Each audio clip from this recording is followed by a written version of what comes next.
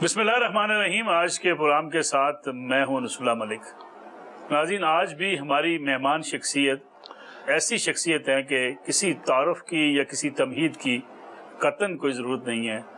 جناب عطاء اللہ قاسمی صاحب ملک کے نامور صحافی، ادیب، مصنف، افسانہ نگار، نہ جانے کتنے کام انہوں نے کیے کہ شاید کافی سارا ایسا پروگرام کا اس کے اوپر صرف ہو جائے۔ عطاء اللہ قاسمی صاحب، بہت بہت شکریہ آپ کا پروگرام میں وقت دینے کا۔ ملک صاحب، آپ کا بہت شکریہ، اور مجھے تو اتنی خوشی ہو رہی ہے آپ کے آنے کی یہاں پہ۔ اس کی وجہ یہ ہے کہ ایک تو آپ سے پرانا تعلق، بڑا اوپر سے آپ کا ماشاءاللہ کریکٹر، اور جس کا مظاہرہ آپ نے ہمیشہ کیا ہے اصولوں پہ رہنے کا۔ آپ کی محبت رہی ہے جی، ہمیشہ آپ کی سرپرستی رہی ہے۔ عطاء اللہ قاسمی صاحب، آج جو آپ سے یہ نشست ہے، میں چاہتا ہوں کچھ ایسی باتیں جو بڑی لائٹ ماحول میں سخت باتیں بھی آپ سے پوچھ لی جائیں۔ آغاز آپ نے کیا لکھنے کا، سوچ کیا کار فرما تھی؟ ابتدا سے یہ ذہن میں تھا کہ آپ لکھیں گے، کالمسٹ بنیں گے، صحافی بنیں گے؟ کیا سوچ تھی آپ کی طالب علمی کے زمانے میں؟ میں ابھی نماز پڑھ کے آیا ہوں۔ ہمیشہ آپ بھی بھول جاتے ہیں کہ مجھے تو سمجھ نہیں آتی، میں جس کی طرف دیکھتا ہوں وہ کچھ اور کر رہا ہوتا ہے، جو مجھے دیکھ رہا ہوتا ہے وہ کچھ اور کر رہا ہوتا ہے۔ یہ مجھے نماز جنازہ میں بھی یہی کیفیت ہوتی ہے، اور عید کی نماز میں بھی پتہ نہیں کیوں ایسے ہو جاتا ہے۔ میرے خیال میں شاید جو باقاعدہ نمازیں ہیں جو ہماری، ہاں جی، اس میں تو نہیں، ہم وہ ریگولر چکے وہ ریگولر ہیں۔ ہاں جی بالکل، سال بعد آنے والی نماز میں یہ کوتاہی ہو جاتی ہے کہ شاید وہ یاد نہیں رہتی اس طریقے سے، لیکن اس کو لوگ بہت زیادہ ایک ایشو بنا لیتے ہیں میرے خیال میں، سیاستدانوں کے حوالے سے یا باقی لوگوں کے حوالے سے۔ وہ چیزیں جو آپ مسلسل زندگی میں نہیں کرتے، اس میں بھول صاحب میں تو نا، یعنی کسی ایسے بندے کے پیچھے کھڑا ہوتا ہوں جو بارش ہو باقاعدہ وہی غلطی کرتا ہے۔ اچھا، آپ کچھ میں آپ سے جاننا چاہ رہا تھا کہ جب آپ اسٹوڈنٹس تھے، ہاں جی، طالب علمی کے زمانے میں سوچ تھی یہ کہ آپ اسی جو ہے فیلڈ کی طرف آئیں گے، ایک لکھنے والے؟ دیکھیں ملک صاحب، میرے طالب علمی کے زمانے 3 ہیں۔ ایک تو وزیر آباد میں پرائمری اسکول تک، اس کے بعد ماڈل ٹاؤن لاہور میں ایم اے، اپنا model high school model town میں میٹرک تک، اس کے بعد پھر بی اے جو ہے وہ ایم اے کالج لاہور تک، اس کے بعد پھر اورینٹل کالج ایم اے تک۔ یہ 3 ادوار گزرے ہیں، اور جن اساتذہ کرام سے میرا واسطہ پڑا ہے، وہ ان میں اگر کوئی اچھے ٹیچر مجھے ملے تو وہ اورینٹل کالج میں تھے۔ مثلا ڈاکٹر سید عبداللہ تھے وہاں ہمارے، سبحان اللہ کیا شخصیت تھی ان کی۔ باقی جہاں تک آپ کے سوال کا تعلق ہے، تو سچی بات یہ ہے کہ میرے ذہن میں کبھی کچھ نہیں تھا، بس اتنا مجھے یاد ہے کہ میں بچپن میں کہانیاں بچوں کی پڑھا کرتا تھا، اور جی یہ شوق تھا مجھے۔ اور پھر اس کے بعد جب میں ماڈل ٹاؤن میں آیا تو میرا ایک کرسچن دوست تھا، نذیر کیسر، لیکن وہ بڑا اور طرح کا سیکولر سا بندہ تھا۔ وہ شاعر تھا بڑا اچھا، اور اس کی شعراء کے ساتھ بڑی دوستیاں تھیں، تو ہم سیر کیا کرتے تھے، تو وہ پھر مجھے شعر بھی سنایا کرتا تھا، شاعروں کی باتیں بھی سنایا کرتا تھا۔ سچی بات یہ ہے کہ وہاں سے مجھے شعر لکھنے کا شعر کا شوق پیدا ہوا مجھے۔ اچھا، پھر دوسری بات یہ کہ میرے مزاج میں آپ شوخی کہہ لیں یا جو مرضی کہہ لیں، ظرافت کہہ لیں، وہ شروع سے تھی۔ اچھا، شروع سے بلکہ میری دوستوں کے ساتھ بات چیت میں بھی؟ ہاں جی بالکل بالکل، بلکہ میری بہنیں میرے لیے بڑا غلط لفظ استعمال کرتی تھی، وہ میں بولوں گا نہیں یار، سنا دے یار، کہتے تم مراسی گئے۔ یعنی جمتے آپ مارتے تھے؟ جی بالکل جی، اور ہنسی مذاق۔ اچھا، اللہ کا شکر ہے کہ یہ بچپن سے لے کے اس عمر تک یہ میرے اندر یہ ہے موجود، اور شاید یہی تھی چیز جو میرے کالموں میں بھی پھر آئی۔ اور مجھے یاد ہے کہ اچھا، میرا دوست ہے مسعود علی تنقید بھی آپ نے لکھی، مزاح کے ساتھ لکھی؟ ہاں جی بالکل جی بالکل، کیونکہ دیکھیں نا، وہ تنقید تو نہ مجھ سے سنی جاتی ہے نہ لکھی جاتی ہے جو سننے کے بعد بندے کے رونگٹے کھڑے ہو جائیں ہیں جی۔ ایسی ایسی اصطلاحات استعمال کرتے ہیں، ایسی ایسی لفظیات استعمال کرتے ہیں کہ جو اصل مدعا ہے وہ درمیان میں رہ جاتا ہے، اور وہ تنقید باقی رہ جاتی ہے۔ تو میں نے تو جو بھی لکھا سوائے شاعری کے، ہاں شاعری بھی کسی زمانے میں میں نے، جب میں اورینٹل کالج میں پڑھتا تھا تو وہاں برکت کا درخت تھا، میں اس کے نیچے بیٹھ جاتا تھا اور جو میرے سامنے سے گزرتا تھا اس کی میں حجب کہتا تھا میں. جو گزرتا تھا میرے سامنے، اتنی میں نے حجبیات کہیں اس زمانے میں کہ آپ کچھ نہ پوچھیں. کسی ایک خاتون کو دیکھ کے شاعری کا نہیں جڑا آ جائے سامنے جی، مطلب جتنے مقدر خراب ہوندے سن وہ میرے سامنے لنگ جاتا سی جی. اچھا ہاں بالکل.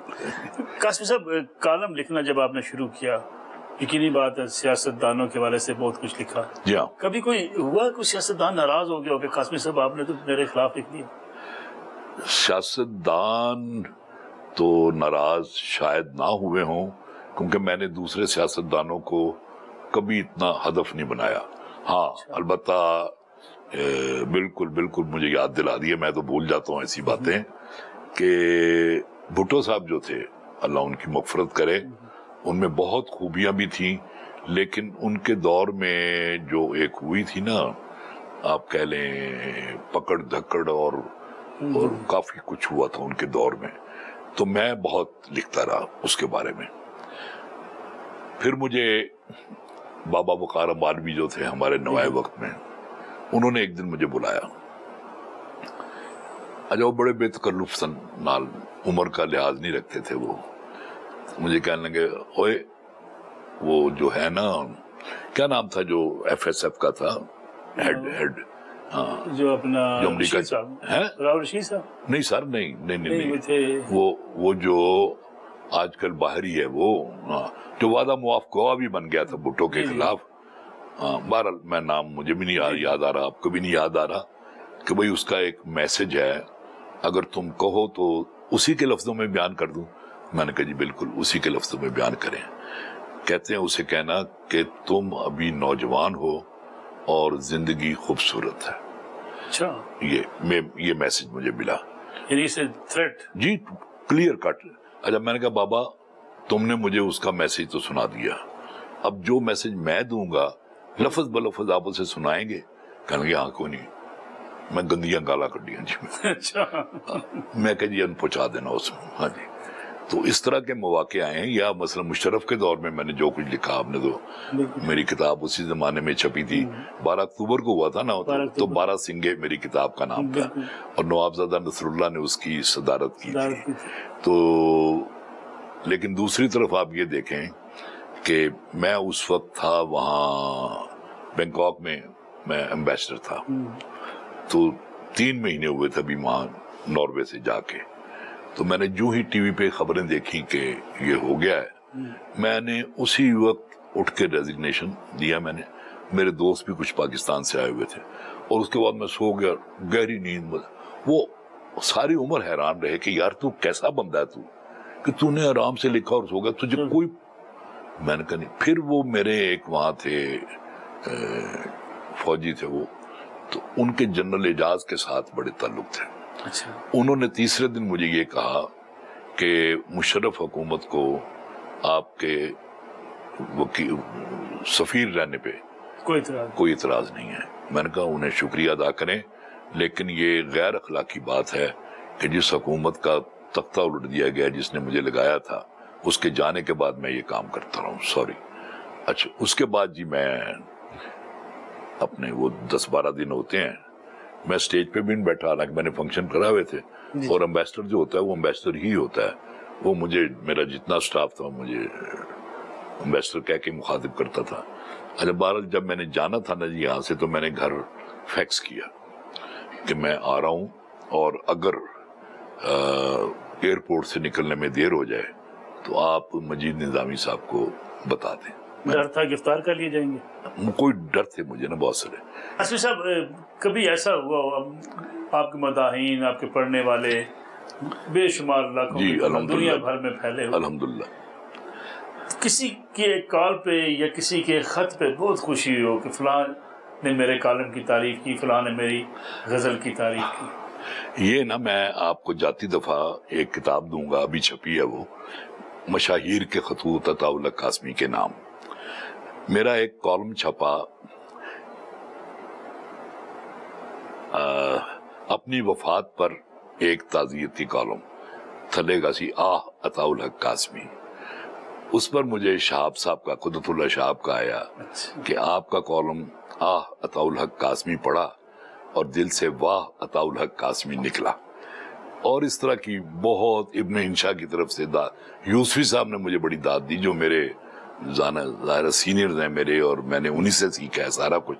تو جب مجھے ان سینئرز کی طرف سے ملتی تھی نا تو پھر مجھے بڑی اچھا. مجھے یہ یاد آ گیا احمد ندیم قاسمی صاحب، وہ مجھے میرا جو پہلا سفر نامہ تھا شوق آوارگی، پہلے تو میں نے اس کے کچھ قصے نوائے وقت میں شائع کی، لیکن پھر میں نے نوٹ کیا کہ نوائے وقت اس کا متحمل نہیں ہو سکتا، اس کا قاری اور طرح کا ہوتا ہے. پھر میں نے فنون میں ندیم صاحب کے پرچے میں لکھنا شروع کیا.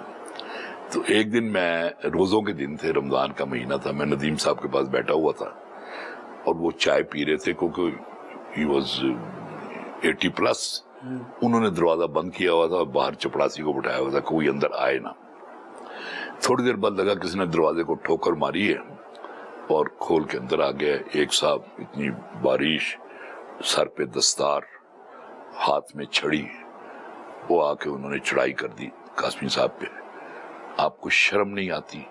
آپ اتنے بڑے دانشور ہیں، رمضان کا مہینہ ہے اور آپ چائے پی رہے ہیں.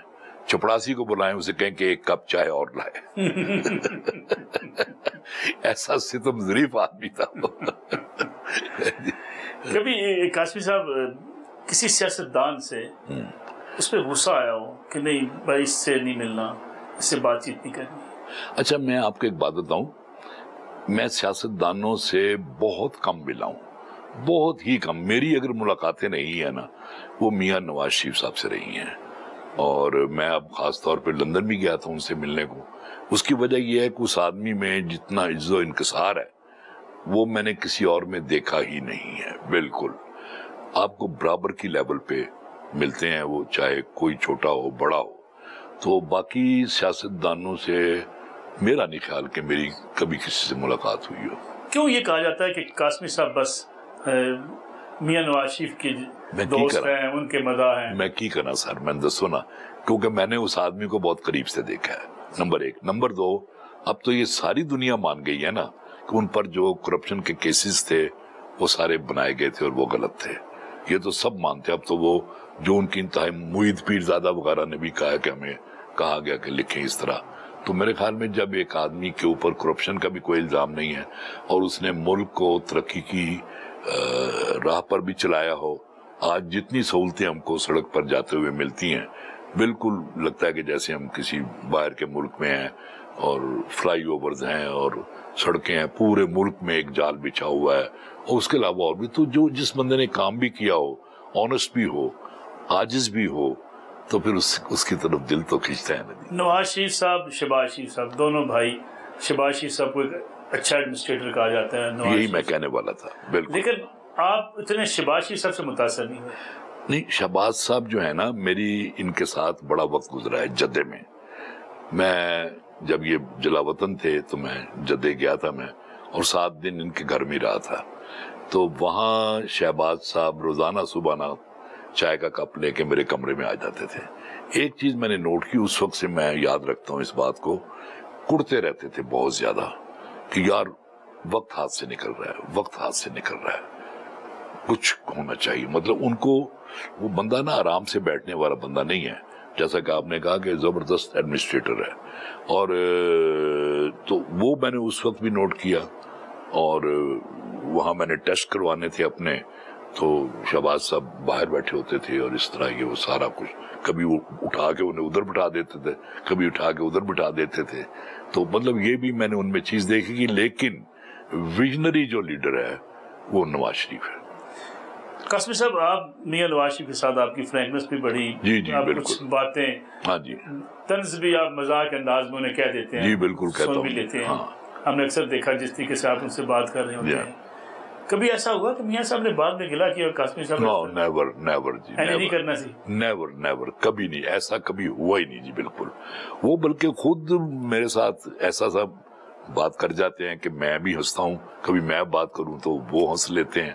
بلکہ ایک دن میں بیٹھا ہوا تھا اور میاں صاحب کے ایک بڑے قریبی دوست ہیں، یہ لندن کی بات ہے، تو وہ کہیں وہ بھی جدے میں کوئی 10-12 دن ان کے ساتھ گزار کے آیا تھا. اور کہتا ہے کہ میاں صاحب، میں نے کہتا ہے قاسمی صاحب اتھے انہوں نے اینیاں نمازاں پڑھائیاں نے کہ گوڈیاں تے محراب نکلا ہے، گوڈیاں تے محراب. میں بھی ہنسا، میاں صاحب بھی ہنسے. میاں صاحب جو ہے نا وہ بڑے، آپ نے کبھی ان کے ساتھ کھانا کھایا ہے؟ خود سرو کرتے ہیں، خود سرو کرتے، ہاں، کھلانے کے شوقین ہیں، جو ان کے ساتھ بیٹھا کھانے کے بھی شوقین، ان کے پلیٹ میں خود رکھتے ہیں. بالکل جی، پاوے نہیں کھاندے، یہ غلط ہے. ہاں. قاسمی صاحب کبھی ایسا ہوا ہو کہ آپ کو محسوس ہوا کہ میاں نواز شریف یہ غلطی نہ کرتے؟ جی میرے خیال میں ایسی 2-3 دفعہ مواقع آئے ہیں. اچھا میں تو نا دیکھیں، بات یہ ہے کہ میں تو جو بھی اگر ان سے محبت کرتا ہوں تو وطن سے محبت ہے میری. میں ان کی خوشنودی کے لیے نہیں کرتا، ہرگز نہیں، قطعاً نہیں. میں صاف صاف ان کو کہہ دیتا ہوں کہ میاں صاحب یہ جو ہے میرے خیال میں اس طرح ہے، میرے خیال میں اس طرح ہے یہ. اور وہ کبھی مائنڈ نہیں کرتے، ان کو پتا ہوتا ہے کہ نیک نیتی سے بندہ کہہ رہا ہے، یہ کوئی اس کے پیچھے کوئی موٹیوز نہیں ہے اس کے پیچھے، لہذا وہ سنتے ہیں اور میں کہہ دیتا ہوں بات. بالکل کئی دفعہ ایسے ہوا جی. اب بھی میں جب لندن میں گیا تھا تو میں نے 2-3 باتیں کی تھی میں نے ایسی. ہاں جی. کیا کوئی خاص؟ نہیں، خاص اس میں نہیں تھی اتنی. میں یہی تھا کہ جی آپ کی جو مسلم لیگ ہے یہ، اس میں بہت سارے لوگ جو ہیں وہ خوش آمدی ہیں، اور جو خوش آمدی نہیں ہیں ان کو یہ کارنر کرنے کی کوشش کرتے رہتے ہیں. عطاء اللہ قاسمی صاحب کے ساتھ نشست جاری ہے. ایک بریک کا وقت ہوا ہے، بریک سے واپس آتے ہیں. پروگرام میں ایک بار پھر خوش آمدید آج کے معزز مہمان جناب عطاء اللہ قاسمی صاحب. قاسمی صاحب کیا ایسا نہیں ہے کہ ہمارے ہاں سیاست ہو، صحافت ہو، خوش آمد بہت زیادہ کی جاتی ہے؟ دیکھیں جی، خوش آمد کی بھی ایک حد ہوتی ہے. میں آپ کو ایک لطیفہ نما بات بتاتا ہوں میں، کہ جب میں پی ٹی وی کا چیئرمین تھا تو اچھا، اور لاہور کے جو جی ایم صاحب تھے نا وہ ہمیشہ لنڈے سے کپڑے پہنتے تھے. تو میں باہر سے آیا تھا تو ایک نیا سوٹ میں نے پہنا ہوا، میں جب داخل ہوا اپنے آفس میں تو اب جنرلی جو 1-2 پروڈیوسر تھے انہوں نے کہا جی کمال کیا. اب وہ جی ایم صاحب نے سوچا کہ میں تے پیچھے رہ گئے ہیں، سوچ کے کہنے لگے سر سب تو بڑی گل ہے کہ جی تینوں پورا ہے. تو یا الحمرہ میں ایک ہوتا تھا بے پناہ خوش آمدی، اور ایک اسلام آباد میں ہوتا تھا. میں نے ان دونوں کا داخلہ جو ہے نا جی وہ میں نے بند کیا ہوتا کہ یہ میرے کمرے میں نہ آئے یہ لوگ. لیکن خوشی نہیں ہوتی جب لوگ تعریف کر رہے سر تعریف ہوئے تھے لوگ، کمال ہے تسی کرو نا میری تعریف، پھر دیکھو میں کتنا خوش ہونا ہے. میں کہ میں پتہ ہے جنون بڑا فرق ہے سر، زمین آسمان کا فرق ہے. ہاں جی. خوش آمدی آپ کو ڈی ٹریک بھی کرتا ہے، یہ بھی ہوتا ہے؟ جی سر، وہ آپ کو سیدھے رستے پر تو وہ کبھی چلنے نہیں دے گا. وہ تو یہی دیکھے گا نا کہ اگر یہ آپ غلط بھی کر رہے ہوں گے تو آپ کی خوشامد کرے گا، تعریف کرے گا، اور آپ اسی رستے پہ چلتے رہیں گے کہ بھئی یار یہ تو بات میری پسند کی جا رہی ہے.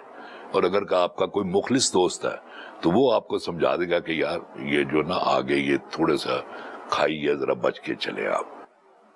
قاسم صاحب آپ نے تاریخ بھی پڑھی، آپ نے مسلم امہ کی تاریخ بھی پڑھی. بعض لوگ ہمارے جو ناقدین ہیں وہ یہ اعتراض کرتے ہیں، وہ کہتے ہیں کہ شاید جتنی مسلمانوں کے یہاں خوشامد ہے دوسری اقوام میں ایسی نہیں ہے. اگر ویسٹ کی بات کی جائے تو شاید ویسٹ میں اتنی خوشامد نہیں ہے جتنی ہمارے یہاں ہوتی ہے. میں نے چونکہ ویسٹ بھی دیکھا ہے جی بہت قریب سے، اور اپنا بھی دیکھا ہے. بالکل ویسٹ میں خوشامد تو نہیں ہے اس طرح، ہمارے جیسی نہیں، اتنی نہیں ہے، بالکل نہیں ہے. وہاں بھی تھوڑا بہت تڑکا تو لگاتے ہیں وہ، لیکن ہم تو پوری ہانڈی ساڑ دیتے ہیں پکڑ کے. مطلب وجہ کیا لگتی ہے آپ کو؟ وجہ میرے خیال میں ہر چیز کا دیکھیں آپ، جدھر سے بھی آ کے دیکھیں گے نا آپ، اس کے پیچھے معیشت نظر آئے گی آپ کو. کسی حوالے سے آپ دیکھیں گے معیشت، اور ایک جو ہوتا نا اپنے آپ کو یہ سمجھنا کہ میں سیف نہیں ہوں، وہ یہ چیزیں جب آپ اپنے آپ کو محفوظ نہیں سمجھتے، اور یا آپ کے پاس اخراجات نہیں اپنے گھر چلانے کے لیے، اور پھر جب یہ پتا ہو کہ خوشامد کا سہارا لیں گے ہم تو بہت کچھ مل جائے گا، تو اس وجہ سے یہاں وہاں تو جانے برادر، وہاں تو ایک جو ہے نا اپنا جو بس چلا رہا ہے جو ڈرائیور، مثلا مجھے یاد ہے کہ سڈنی میں یا پتہ نہیں کون سی جگہ تھی، تو وہ اپنے پورے وقت پہ آتا تھا، ایگزیکٹ وقت، اور بڑا مائنڈ کرتا تھا اگر ہم لیٹ ہوئے ہوتے تھے تو اور وہ ہمیں ایک اور بات ان میں جی، شکریہ ان کے اندر بہت زیادہ، ہمارے ہاں شکریہ کوئی نہیں ہے۔ جب ہم کبھی اس کو کھانا کھلا دیتے تھے نا تو وہ 10 دفعہ تھینک یو کہتا تھا، 10 دفعہ، اور آپ یہاں 10 دفعہ کھلائیں، ایک دفعہ نہ کھلائیں، پھر دیکھیں بہت فرق ہے۔ کبھی آپ کو اپنی کسی لکھی ہوئی تحریر پہ، کسی کالم پہ، کسی پہ ایسا لگا ہو کہ یہ مجھے پھاڑ دینی چاہیے تھی، چھاپ لینی چاہیے تھی؟ اچھا، میں کئی دفعہ پھاڑ چکے ہیں جی، میں یقین کریں، یعنی میں جب لکھتا ہوں نا میں تو اگر تو میں مطمئن ہوں تو میں چھپنے کے لیے دیتا ہوں میں، اچھا، اگر میں مطمئن نہیں ہوں تو وہی پھاڑ کے پورا کالم لکھ کے؟ جی پورا کالم لکھ کے پھاڑ دیتا ہوں میں، پورا کالم۔ وجہ کیا ہوتی ہے؟ وجہ یہ کہ میرا اطمینان نہیں ہے، دیکھیں نا، میں یعنی جو لکھتا ہوں نا میں، خیر پیسے تو مجھے بہت اچھے ملتے ہیں اس کے، لیکن بنیادی طور پہ میں پیسے کے لیے نہیں لکھتا، میں یہ تو میں نے اپنی اندر کی ہواڑ جو ہے وہ میں نے نکالنی ہوتی ہے، اور جب مجھے پیسے نہیں بھی ملتے تھے میں تو اس وقت بھی لکھتا تھا۔ تو اس لیے جو اگر آپ نے اپنے دل کی بات کہنی ہے، دل کی آواز پہ بات کرنی ہے، تو پھر تو آپ جب تک اس کو آپ کو اس میں پرفیکشن نظر نہیں آئے گی، اگرچہ پرفیکٹ کوئی چیز نہیں ہوتی، کم از کم اطمینان کی حد تک، تو پھر دوسرے ایک اور بھی بات ہوتی ہے، جب آپ کا نام بن جائے جیسے بھی بنے تو پھر آپ اس سے کم پر نہ، پھر آپ خود بھی معیار نہیں کرتے اور لوگ بھی آپ کو اس سے نیچے نہیں آنے دیتے۔ قاسم صاحب، آپ نے شعر کمال کے لکھے، نثر کمال کی لکھی، لیکن کبھی ہوا کہ فلاں جو شخص ہے آپ کے ہم اثر میں سے کہ وہ بڑا اچھا لکھتا ہے مجھے، یعنی آپ اس سے بھی امپریس ہوئے کسی اور؟ جی بہت ساروں سے، جی بہت ساروں سے، اپنے سینئر، میں تو صرف بات کرتا ہوں نا، پہلے طنز و مزاح کی بات کرتا ہوں، میرے سارے سینئرز بہت ہی اعلیٰ۔ پطرس بخاری کو تو میں نے دیکھا بھی نہیں، خیر پطرس بخاری ہوں، شفیق الرحمان ہوں، مشتاق احمد یوسفی ہوں، ابن انشا ہوں، اور ایک انڈیا میں تھے مجتبیٰ حسین ہوں، تو یہ سارا بڑا خوبصورت لکھنے والے تھے۔ اور شاعری میں جہاں تک تعلق ہے، ایک سے بڑھ کر ایک ہے، میں اپنے آپ کو ان سب سے کم تر سمجھتا ہوں شاعری میں۔ عاجزی ہے یہ؟ نہیں، میں صحیح کہہ رہا ہوں، وہ بہت اچھے شاعر ہیں میرے۔ پاکستان کے آپ کے ہم اثر شعراء میں سے جس کو دل کرتا آپ کو سننے کو، پڑھنے؟ اچھا، وہ تو گزر گیا ہے بندہ، لیکن میں اس کا عاشق تھا، میں منیر نیازی۔ اچھا، اف ہمیشہ دیر شاعر بھی بہت اعلیٰ، اور انتہائی تخلیقی انسان، انتہائی تخلیقی، اور جگت بھی اس کی دنیا سے علیحدہ ہوتی تھی، ایسی کمال کی بات کرتا تھا وہ بندہ ایمان سے۔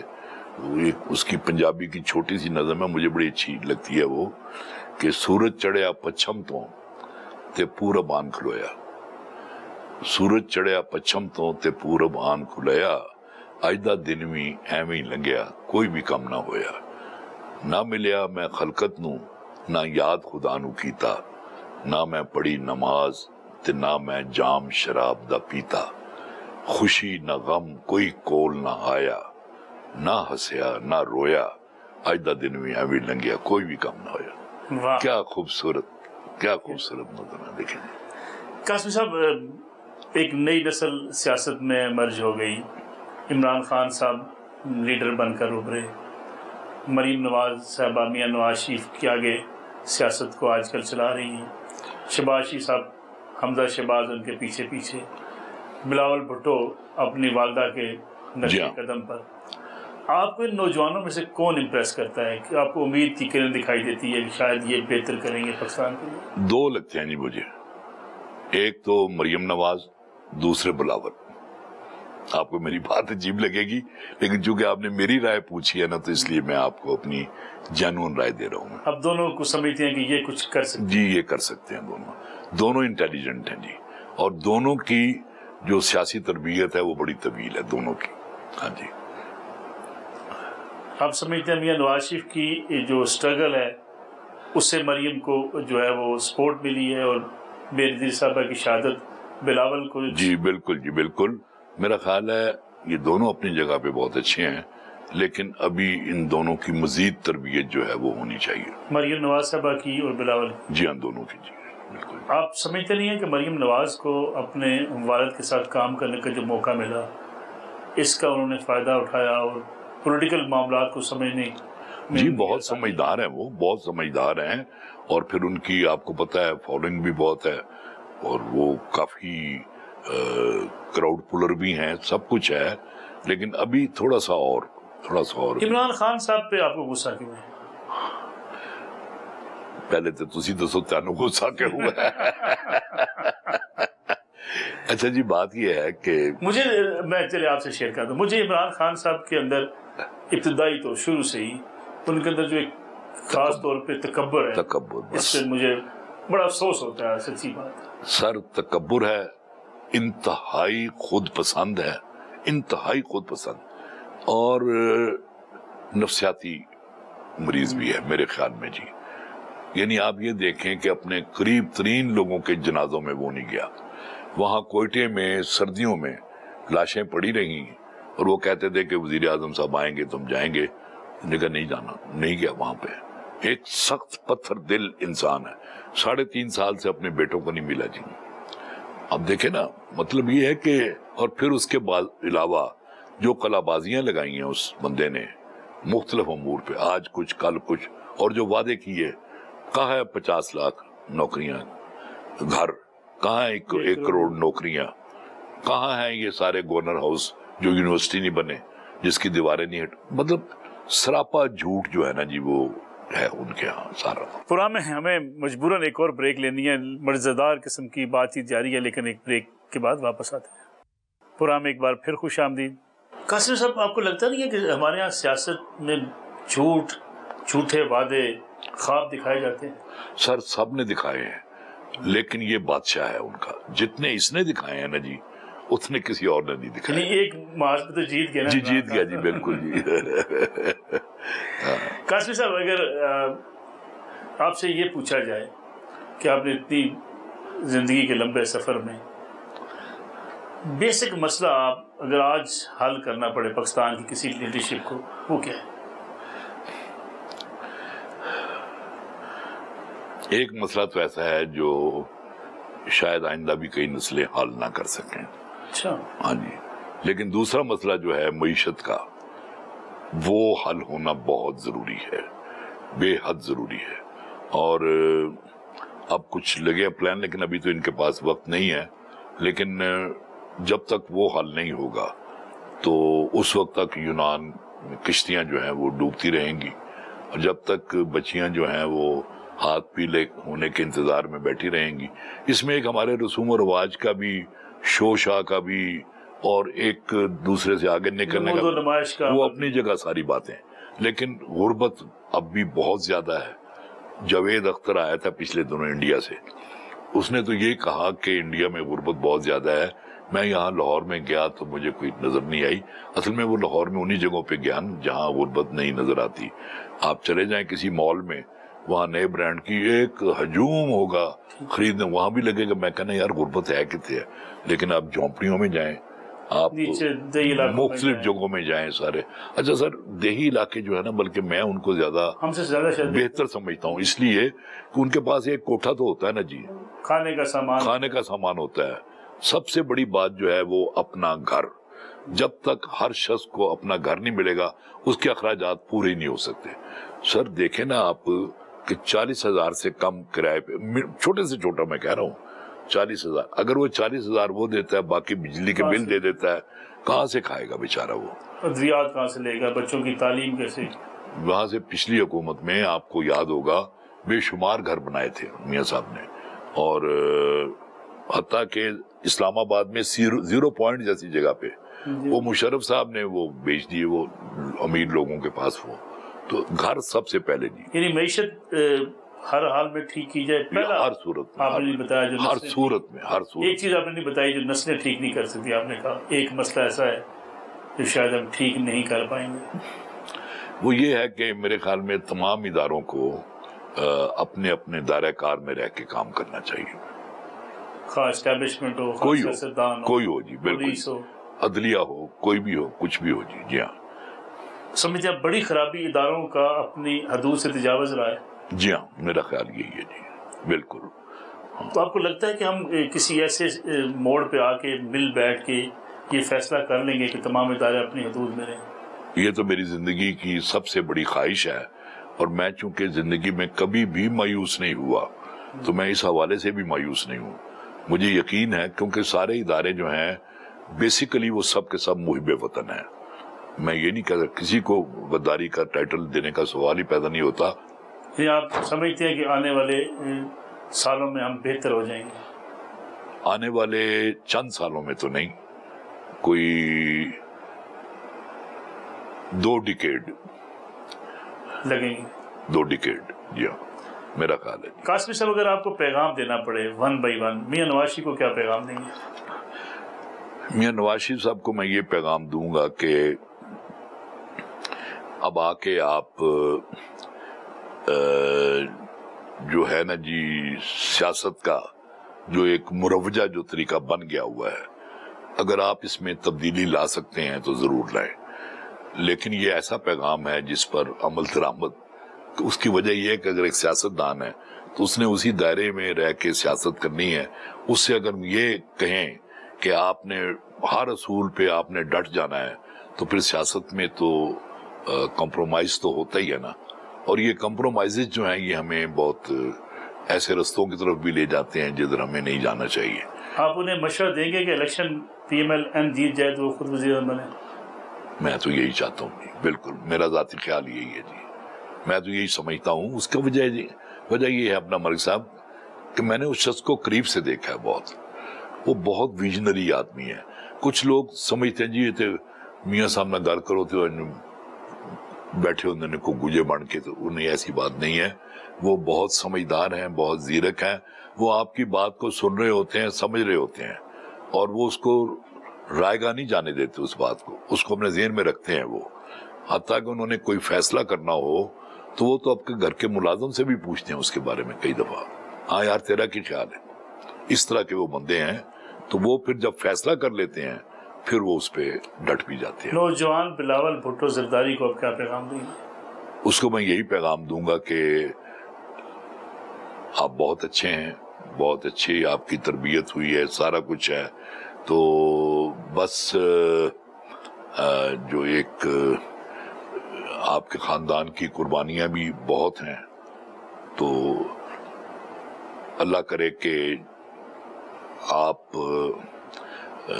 کو ان مشکل رستوں سے نہ گزرنا پڑے جن مشکل رستوں سے آپ کے خاندان کے لوگ گزرے ہیں، اور اس کے باوجود آپ اپنی منزل تک پہنچ جائیں، اور اس کے لیے آپ اسی طرح لگے رہیں، کام کرتے رہیں۔ بالکل۔ مریم نواز تو میری سمجھیں میری بیٹی سمجھیں آپ، وہ تو ان کو وہ بھی جو ہیں وہ میرے خیال میں ان کے لیے بھی یہی ہے، اور وہ تو خیر میرا خیال یہ ہے کہ وہ شاید بلاول سے زیادہ ذہین ہے، میرا خیال یہ ہے، اور بلاول ابھی کراؤڈ پولر نہیں ہے، مریم جو ہیں وہ تو کراؤڈ پولر بھی ہیں، وہ تو ان کے لیے یہی ہے کہ آپ اسی طرح اسی دھن میں لگے رہیں، اور جو آپ کے والد کا ویژن ہے اس کو لے کے ساتھ چلے، اس سے ہٹے نہ آپ۔ موجودہ حکمران شہباز شریف صاحب کے لیے آپ کا پیغام؟ ان کے لیے تو میرا مشورہ کیا ہونا ہے، وہ میرے عمر میں تو بڑے نہیں ہیں لیکن اپنی سوچ میں اپنے کام میں بہت بڑے ہیں وہ، تو ان کو بس یہی میں کہوں گا کہ جیسے آپ جدے میں بیٹھ کے سوچا کرتے تھے کہ وقت گزر رہا ہے، کچھ کرنا چاہیے کچھ، تو اب آپ کو وقت ملا ہے، تو جتنے دن بھی آپ ہیں وہ آپ اپنے تمام جو منصوبے ہیں ان پر کام تو شروع کریں، اور وہ کر بھی رہے ہیں کام۔ قاسمی صاحب، آپ کے پاس بیٹھ کے اس کا فائدہ اٹھاتے ہوئے 2 ذاتی سوالات پرام ختم۔ ہاں جی بالکل جی، بسم اللہ۔ صحت کا راز کیا ہے؟ ہر وقت خوش دکھائی دیتے ہیں۔ ہاں، یہ سوال آپ نے بالکل ٹھیک کیا۔ صحت تو میری صرف یہ گھٹنوں کا مسئلہ ہے تھوڑا سا، اور باقی بھی دیکھیں اس عمر میں 80+ ہوں، ٹھیک ہے نا جی، تو اس عمر میں مثلا پروسٹیٹ کا مسئلہ ہوتا ہے، کچھ سگریٹ نوشی کرتا ہوں بہت زیادہ، اس کا مسئلہ ہوتا ہے، لیکن میں ان مسائل کو زیادہ سیریس نہیں لیتا۔ میں اب آپ آئے ہیں تو میں خوش ہو گیا ہوں، میں گپ شپ لگا رہا ہوں میں، تو یہ اللہ تعالیٰ نے یہ مجھے نعمت وافر تعداد میں دی ہے بچپن سے لے کے آج تک۔ بچپن میں صرف ایک چیز سے وجہ سے میں بڑا تھا، جب گھر میں ٹنڈے پکتے تھے، ٹنڈے نہیں کھاتے تھے، ٹنڈے، اور ایک دن تو حد ہو گئی، मुझे बड़ा गुस्सा, बच्चा था मैं बिल्कुल। मैंने कहा कि ये रोज टिंडे खान तो बेहतर मर जाना है। मैं मस्जिद के मीनारे पे चढ़ गया खुदकुशी करने के लिए। अच्छा। लेकिन नीचे देखा, मैं कहनी टिंडे खा लो बेहतर है। तो मैं फिर उतर आया मैं। अच्छा, इसका जो दूसरी बात जो आपने कही ना, उसकी वजह ये है कि मेरे दिल में ख्वाहिशात कभी नहीं रही। कभी बचपन से लेके, बचपन में हम सफेद पोश थे, जवानी में सफेद पोश थे, और आज से 20 साल पहले तक हम सफेद पोश थे। कभी ये ख्वाहिश नहीं थी कि हमारा कोई अच्छा घर हो, कोई गाड़ी हो, कभी ख्वाहिश नहीं रही। अब मैं खुदा को हाजिर नाजिर जान के कहता हूँ, अल्लाह ताला आपको सलामत रखे। अल्लाह। कासमी साहब बहुत बहुत शुक्रिया पुराना वक्त देने का। कासमी साहब के साथ नशिस्त एक प्रोग्राम तक तो महदूद करना बड़ा ही मुश्किल काम है। कोशिश करेंगे फिर किसी दिन कासमी साहब के साथ ऐसी तवील नशिस्त हो, उनसे बातें करें आपके सामने, वो आप उनको पढ़ते हैं, आप उनको सुनते हैं, और हमारे प्रोग्राम के तौसत से भी आप उनको सुन सकें। ये आज का प्रोग्राम था, इजाज़त दीजिए, अल्लाह हाफ़िज़।